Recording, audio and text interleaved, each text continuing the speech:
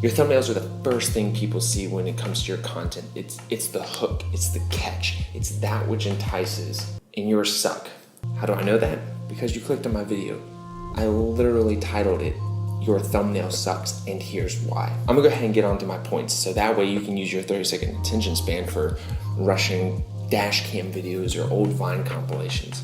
Reason number one, you don't think about it. You're not putting thought into it. You're not giving it a purpose. You need to make sure that it has a purpose. Consider the composure and whether it actually pops off the screen. One of the best examples of great composition, not only in their content, but in their thumbnails, is Peter McKinnon. You have to check out his work. He puts the time and effort into his thumbnails and his photography and his videography, and it definitely shows. I absolutely love his content. I'm gonna link below so that you can actually check out his content. He's got a huge following, so if you haven't heard of him by now, you're missing out. Under not thinking about it, you need to make sure that the subject of the thumbnail is large enough to show up on all screens. Most viewing is done on the phone, so it needs to be large. In line with your subject matter and your composition, is it an interesting image overall? Is it something that someone wants to look at? If I'm not interested, I'm not clicking. I recommend studying great photographers and cinematographers. They have a fantastic eye for composition and subject matter.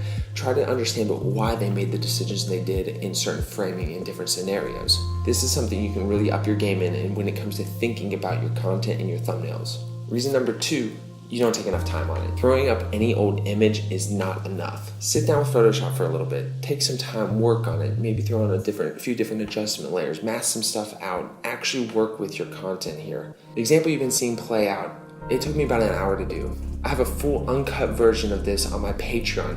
Link below.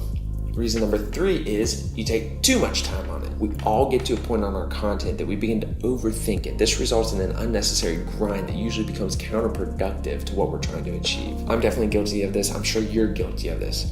I make something and then I continually keep coming back to it, trying to make changes, but instead of making it better, it usually gets worse. So set a goal and go for it. Once you're done, you're done. Move on. A good tip would be to set a time limit. Once you've hit that time limit, it's time to stop. That's it, shut it down, upload it, you're done. This will help you learn to move on and move forward in your project so you can get on to something new. Honestly, these are some very simple reasons, but I'm sticking to them. Have fun making videos, experiment, explore. Life should be about adventure and freedom and finding out what works and what doesn't work when it comes to content creation. Remember, for an uncut, commentated walkthrough of how I got from this image to this image, visit my Patreon through the link below and sign up to become a patron. With all that said, I'm Trey Lefevre.